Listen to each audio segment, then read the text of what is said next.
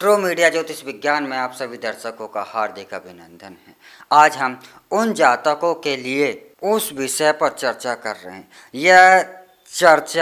यह समस्या तकरीबन हर घर में, हर दूसरे तीसरे घर में यह समस्या होती ही है और कोई ना कोई घर का एक सदस्य इस समस्या से पीड़ित होता ही है। समस्या क्या है? समस्या यह है कि रात्रि के समय जब आप निद्रा अवस्था में होते हैं उस समय भयानक सपने आते हैं और सपने ऐसे भयानक होते हैं कि इनके भयानकता के बाद आप डर जाते हैं या आपको नींद नहीं आती है।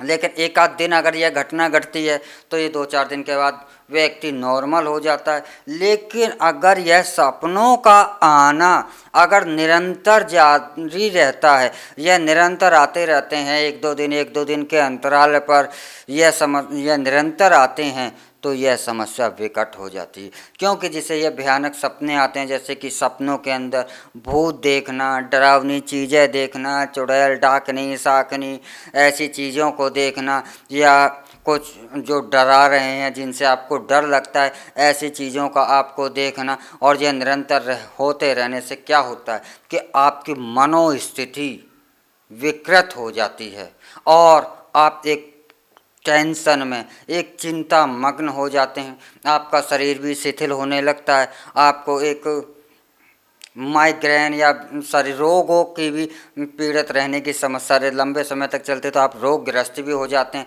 और मानसिक रोगी भी आप होते ही होते हैं। इसके साथ साथ आपको शारीरिक रोग भी आपको घेर लेते हैं। यानी कि अगर यह समस्या सपने जो हैं, जो डरावने सौपन जो हैं आपको निरंतर आते हैं तो यह आपके लिए बहुत ज़्यादा भयानक स्थिति में आपको पहुंचा देते हैं।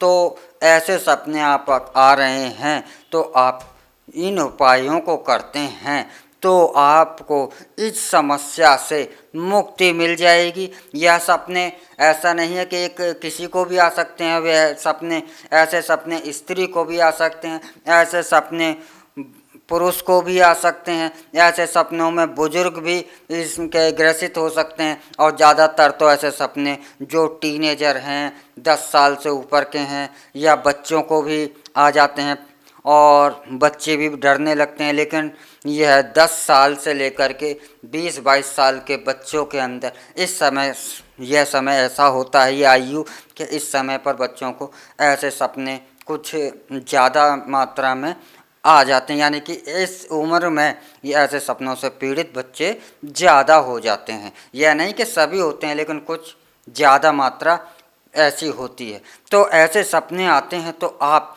जब रात्रि को निद्रा करें तो तांबे के बर्तन में, कोई भी तांबे का लोटा हो या कुछ भी हो, लेकिन बर्तन तांबे का हो, वह अपने सिरहाने की ओर, दाईं तरफ सीधे हाथ की ओर अपने सिरहाने की ओर तांबे के बर्तन में जल भर के रखें और अपने जो रसोई है, रसोई के अंदर ईशान कोण की ओर, आपके रसोई पे, यहाँ पे मकान से आपका नहीं है, रसोई पे, रसोई में जो ईशान कोण का हिस्सा होता है, इसमें आप तेल का दीपक, घी का या सरतिल के तेल का आप दीपक जलाएं और उस दीपक में सिंदूर डालकर रख दें और प्रतिदिन इस सिंदूर से आप तिलक करें और आप हनुमान चालीसा का पाठ, बजरंग बाण का पाठ, सुंदरकांड का पाठ, हनुमान भावुक का पाठ